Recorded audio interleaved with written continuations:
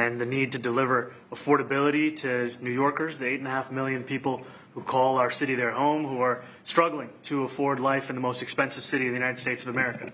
We spoke about rent, we spoke about groceries, we spoke about utilities, we spoke about the different ways in which people are being pushed out, and I appreciated the time with the President, I appreciated the conversation. I look forward to working together to deliver that affordability for New Yorkers. Thank you very much. Any questions, please? President Trump, Stephen Nelson from the New York Post. I've got a question for you and then also one for Mayor-elect. Sure. For you, you referred to Mr. Mamdani as a communist. Can you describe why you feel that way? And also, will you do anything to stop him from arresting Prime Minister Netanyahu if he visits New York? Well, we didn't discuss your second part of the question. And on your first part, I mean, he's got views that are a little out there, but who knows? I mean, we're going to see what works, or he's going to change also. We all change. I changed a lot. Changed a lot from when I first came to office. It's now quite a while ago. It's quite a while. My first term was great. We had the greatest economy in the history of our country. We're doing even better now. We're doing much better now than we did even the first term. And I can tell you some of my views have changed. And we had discussions on some things. I'm not going to discuss what they were, but that I feel very confident that he can do a very good job. I think he's going to be. I think he is going to surprise some conservative people, actually, and some very liberal people. He won't surprise them because they already like him. And Mr. Mamdani, it sounds like you had a productive discussion, but just days ago you referred to President Trump as a despot who betrayed the country. You said you would be his worst nightmare and accused him of having a fascist agenda. Are you planning to retract any of these remarks in order to improve the relationship? I think both President Trump and I, we are very clear about our positions and our views, and what I really appreciate about the President is that the meeting that we had focused not on places of disagreement, which there are many, and also focused on the shared purpose that we have in serving New Yorkers. And frankly, that is something that could transform the lives of the 8.5 million people who are currently struggling under a cost of living crisis, with 1 in 4 living in poverty. And the meeting came back again and again to what it could look like to lift those New Yorkers out of struggle and start to deliver them a city that they could do more than just struggle to afford it, but actually start to live in it. And I've been called much worse than a despot, so it's not that insulting. Maybe I think he'll change his mind after we get to working together. Yes, please. Mr. President, Mamdani from NYC. Good. I would like to ask you a question about the Middle East regarding Sure. you said that Hezbollah in Lebanon is not in a good position. And Lebanon now is the final unresolved after Gaza and Syria. Given your assessment, like what do you say for the Lebanese today? It's the independent state in Lebanon. And what is your next move to push toward disarmament? Sure. Well, we are pushing for total disarmament of Hamas and, frankly, everybody else. And we actually have peace in the Middle East. As you know, the King of Saudi Arabia just left yesterday. We had some great meetings, and he's made a contribution toward the United States of more than $1 trillion. We have now over $20 trillion coming in. No country has ever had anything like that, not even close. If you go to $2 trillion or $1 trillion, it's a lot. We have $20 or $21 trillion. I think that Hezbollah has been a problem in Lebanon, big problem. We're working with Lebanon. We're working with everybody in the Middle East. That's another thing I think we have in common. We want to see peace in the Middle East, and we actually have now, for the first time, peace in the Middle East after 3,000 years. And now we're going to refine it, and I think you're going to see some very positive things happen. There is the potential to invite the Lebanese president. Oh, sure. Oh, I would do that, absolutely. And if the mayor would like to be here for that meeting, because I know he feels very strongly. I think you feel very, very strongly about peace in the Middle East. We desperately want it, and that's something that I shared with the President, that when I spoke to New Yorkers who had voted for the President last November on Hillside Avenue and Fordham Road, I asked them why. I heard again and again 2 major reasons. One was that they wanted an end to forever wars. They wanted an end to the taxpayer dollars we had funding violations of human rights, and they wanted to address the cost of living crisis. And I appreciated the chance to discuss both of those things. He said a lot of my voters actually voted for him, and I'm okay with that. I'll do that. I'll sign it. Give it to me. I'll sign it in a minute. That's pretty good. Mr. President, please. You threatened to send federal troops to New York City. You both have differences when it comes to ICE agents in New York City. Mr. Mamdani, you call ICE a rogue government entity. I wonder how you reconcile your differences on both of those issues? Well, I think we're going to work them out, and I think that if we have known murderers and known drug dealers and some very bad people, you know, we want to get them out. And the mayor wants to have peace. We discussed this at great length, actually, maybe more than anything else. He wants to have a safe New York. Ultimately, a safe New York is going to be a great New York. If it's not safe, no matter how well we do with pricing and with anything else, we can talk about anything you want. If you don't have safe streets, it's not going to be a success. So we're going to work together. We're going to make sure that if there are horrible people there, we want to get them out. I think he wants to get them out, maybe more than I do. So we'll work together. We discussed it at great length. Yes, please. Yeah, two questions, if I may. One for you, Mr. President, from the BBC in a second. But first of all, for the mayor-elect. You're both from different parts of the political spectrum. You're both populists, though, and I just wonder to what extent the president's campaign style, his techniques, his social media use inspired any part of your campaign? Well, I actually told the president that, you know, so much of the focus of our campaign has been on the cost of living crisis. And when we asked those New Yorkers who had voted for the president, when we saw an increase in his numbers in New York City, that came back to the same issue: cost of living, cost of living, cost of living. And they spoke about the cost of groceries, the cost of rent, the cost of Con Ed, the cost of childcare. And too often politicians are looking to lecture to New Yorkers what they should care about as opposed to listen. And when we spoke to those voters who voted for President Trump, we heard them speak about cost of living. We focused on that same cost of living, and that's where I am really looking forward to delivering for New Yorkers in partnership with the president on the affordability agenda. And I think we have to work a little bit. We talked about Con Edison. We have to work a little bit on getting the prices because, you know, we've gotten fuel prices way down, but it hasn't shown up in Con Edison.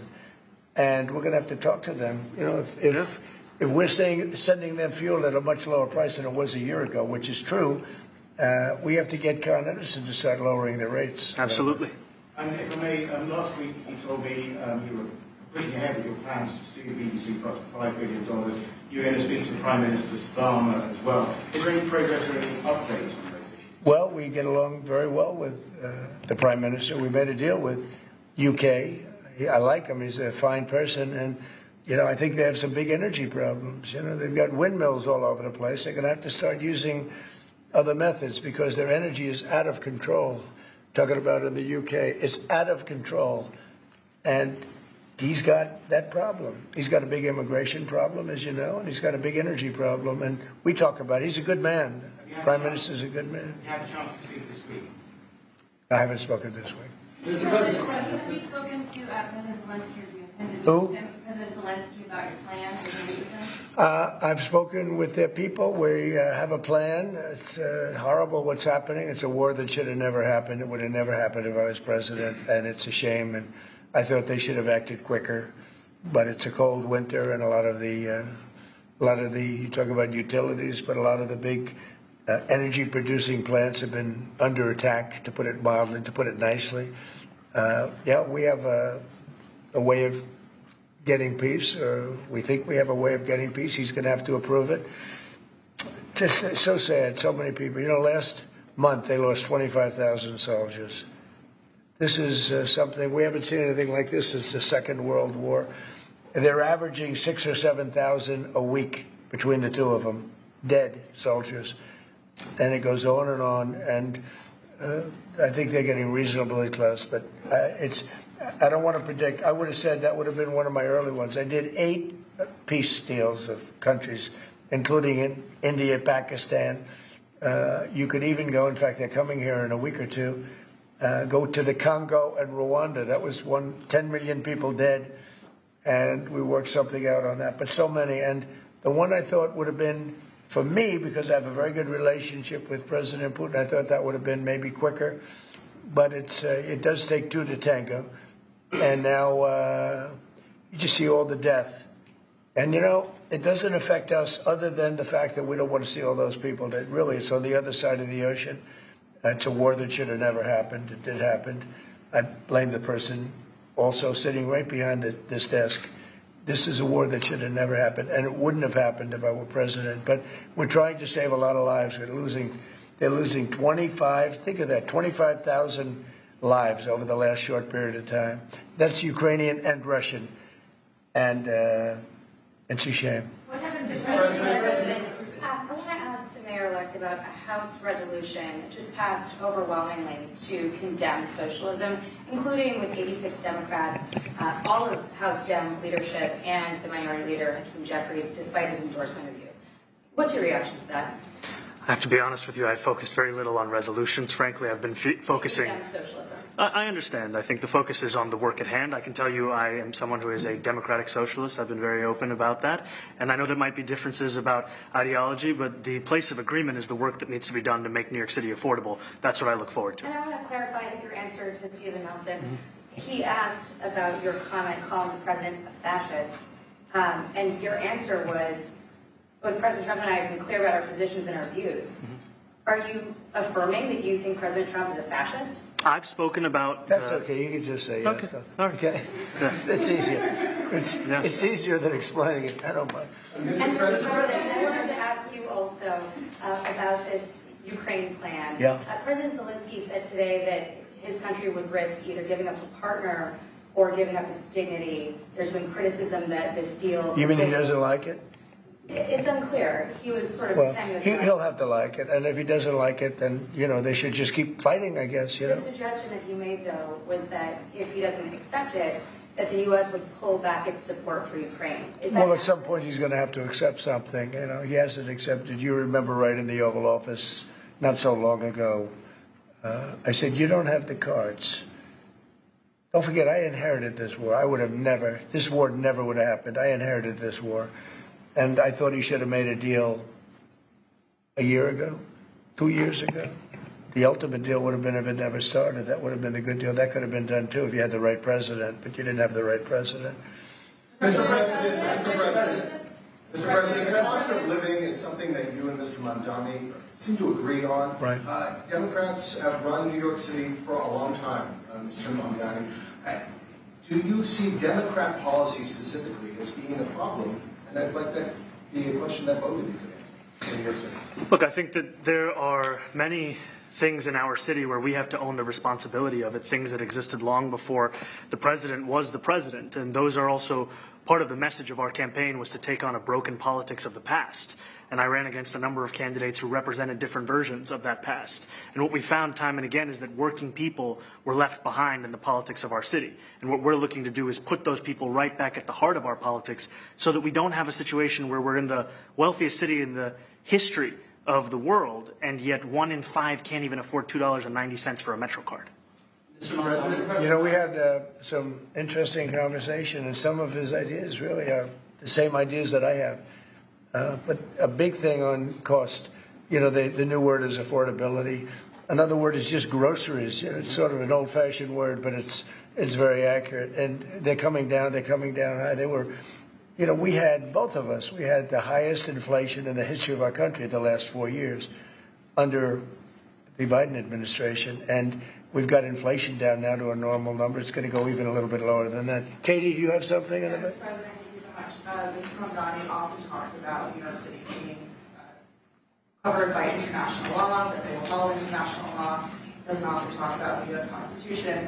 What is your response to that? Well, I don't know what you're referring to in terms of it could be covered by international law, local law. It's covered by a lot of laws, but it's covered by U.S. law. Are you referring to anything in particular?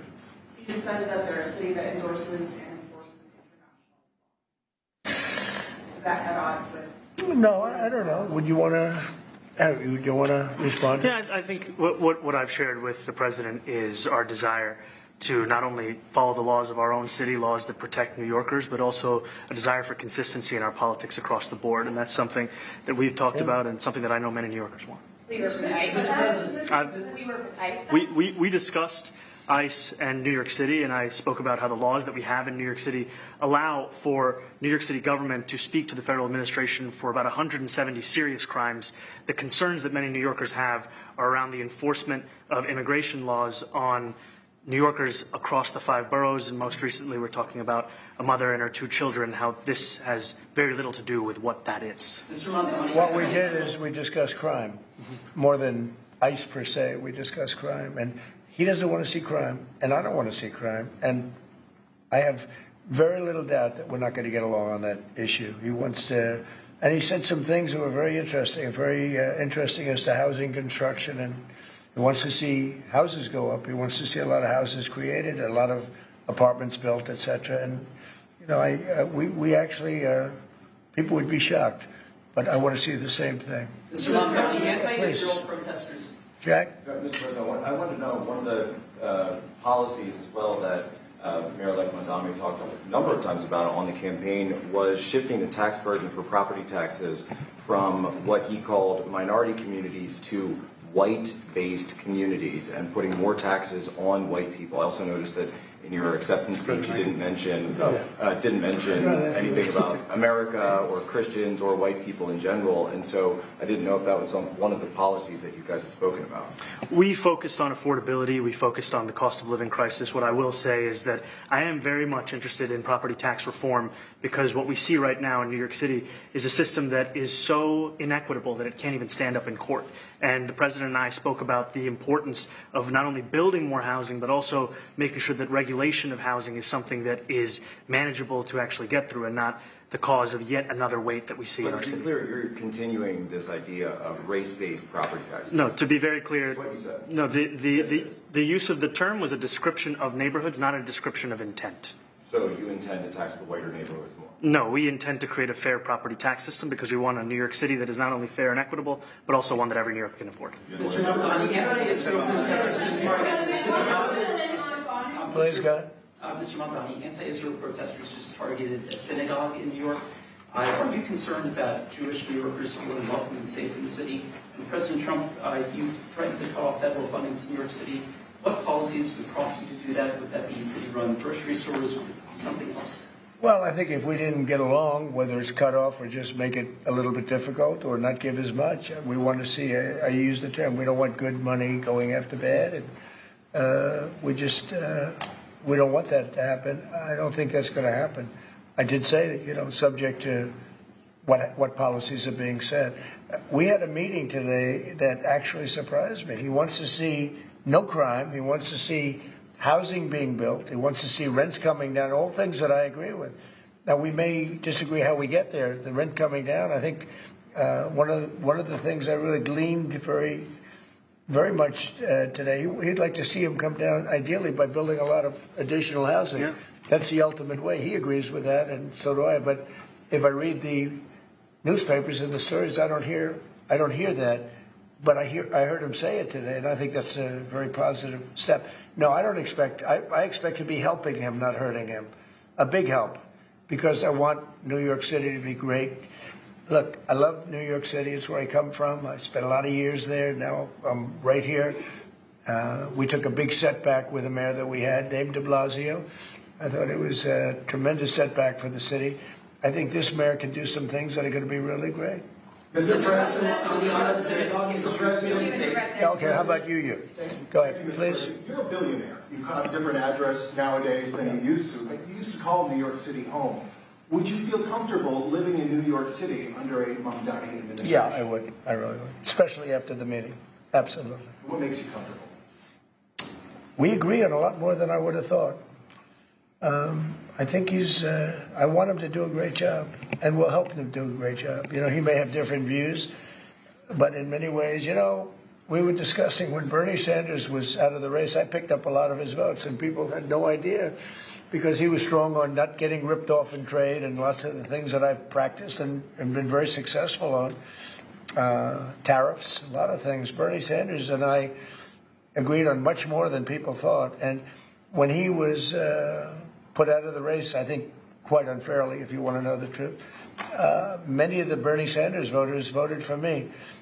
And I felt very comfortable, frankly, in seeing that and saying that. And, you know, it just turned out to be a statistical truth. But, no, I feel very comfortable. I would feel very, very comfortable being in New York, and I think much more so after the meeting. Yes, please. Thank you, Mr. President. I have a question for you, but a very quick one for please. the mayor. Why did you fly here? Aren't trains greener? I will use every form of transit, and I want to make sure that they're all affordable in New York City, and that's why making buses fast and free is a centerpiece of our campaign. There is a bus that goes. Well, but I know, but if he flew, that's a lot quicker too. You know, I mean, he's working very hard.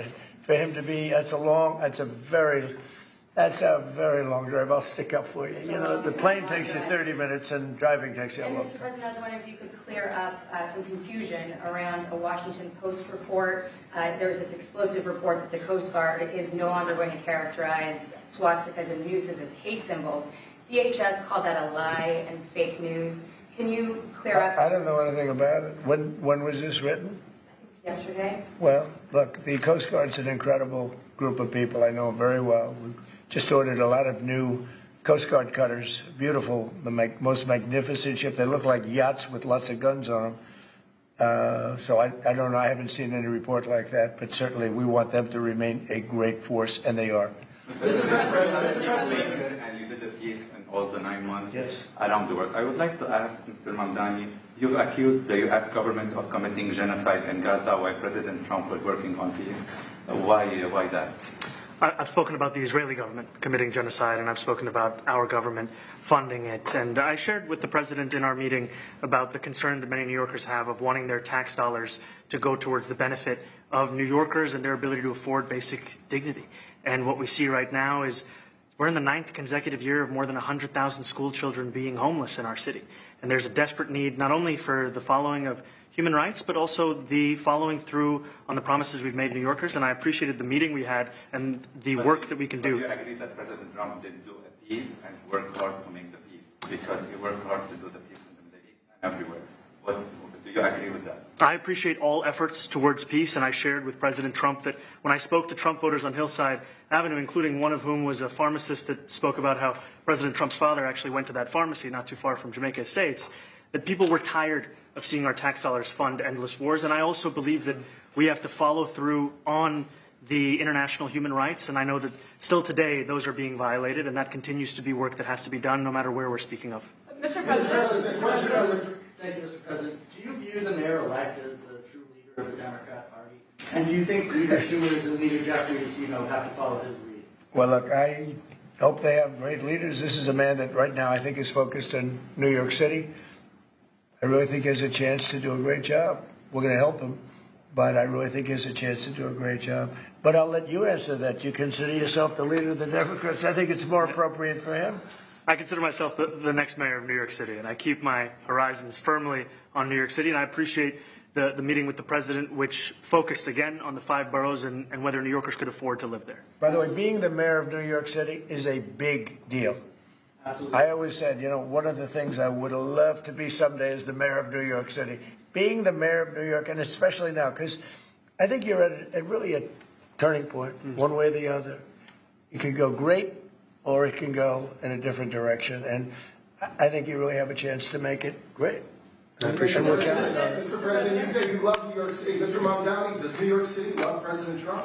New York City loves a future that is affordable. And I can tell you that there were more New Yorkers who voted for President Trump in the most recent presidential election because of that focus on cost of living. And I'm looking forward to working together to deliver on that affordability agenda. I got a lot of votes. One more. Go ahead. 1 or 2 more. Go ahead. I tell you, the press has eaten this thing up. I've had a lot of meetings with the heads of major countries. Nobody cared. This meeting that you people have gone crazy. Outside you have hundreds of people waiting. This is just a small little group. For some reason, the press has found this to be a very interesting meeting. The biggest people in the world, they come over from countries nobody cares. But they did care about this meeting, and it was a great meeting. Go ahead. Yeah, Mr. President, I was going to ask you exactly that. Why do you think there's so much more, so much excitement around this than in some forum? Because I think he's different.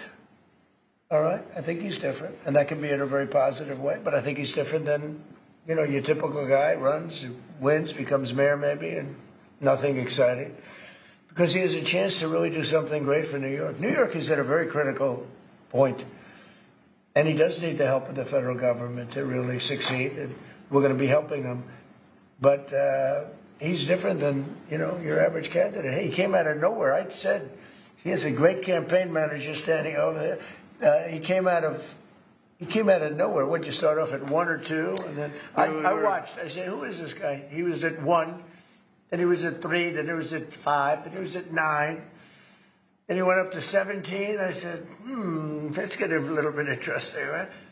And then all of a sudden he wins a primary that nobody expected he was going to win. It's a great great tribute. I mean, it's an amazing thing that he did. And I'll just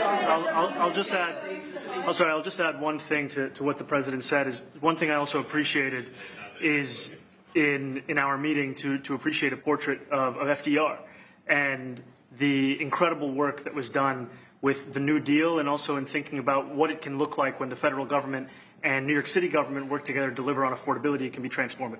You know, we have a great portrait of FDR that I found in the vaults that was missing for years. I found it, and I put it up. He's a Democrat, to the best of my knowledge. He's a Democrat.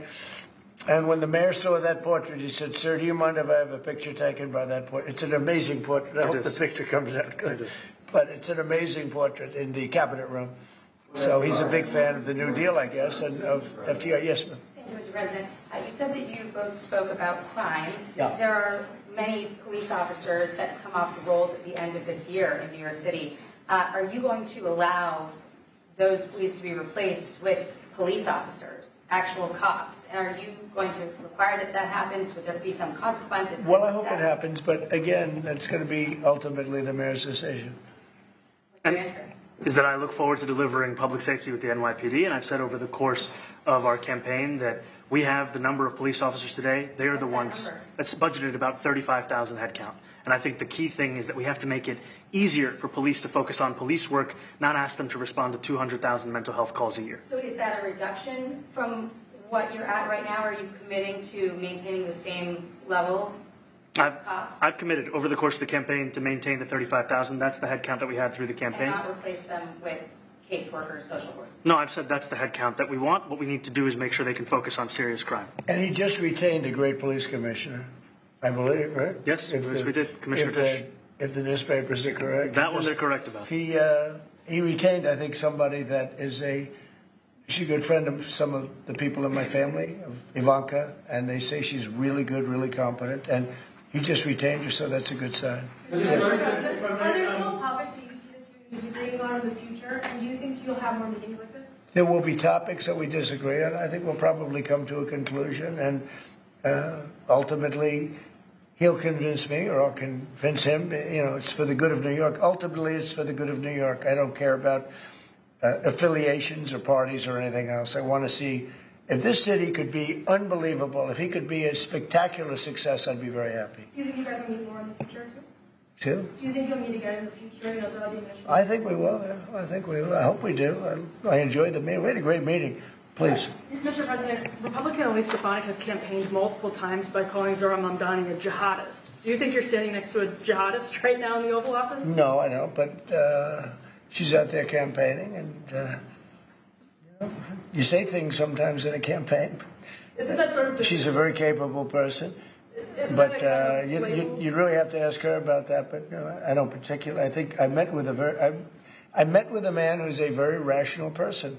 I met with a man who really wants to see New York be great again, and I can say again, because New York was great. You know, when I came down to Washington initially, the city was so hot; it was doing great. We were having some telltale signs of problems. We had a mayor that was not doing a great job, but still, it was moving along. And it went bad. It really went, pretty bad. And I think it's been at lower points, but it went pretty bad. I think he can bring it back. Now, the question is, will he bring it back all the way? Will he bring it back greater than ever before, which is, I guarantee, that's his wish. I think he wants to make it greater than ever before. Okay. And if he can, we'll be out there cheering. I'll be cheering for him. Okay? Thank you very much, everybody. Thank you. You chose not to answer the question about the city law. Thank you very much. All right, a meeting nobody expected to go well, but it did. Underlying message from this conversation, President Trump wants New York City to do well. They both reported having a very good conversation. President Trump said, "We have one thing in common," quote, "We want the city of ours that we love to do very well." Obviously, Trump is from New York, so this is a place he still calls home. Something I want to footnote, he feels comfortable living there under Mamdani. A reporter asked him a question, would you feel safe, Mr. President, living under Mamdani's rule in New York City? He said yes. He says if he follows through on what they talked about, he would feel safe, and a little shocking given his progressive agenda, his stance, what he ran on. But you know, the two came together in this somewhat hour-long meeting that they had, and again, just a rather shocking thing that nobody saw coming on the outskirts of it, given how completely opposite that these two political figures are.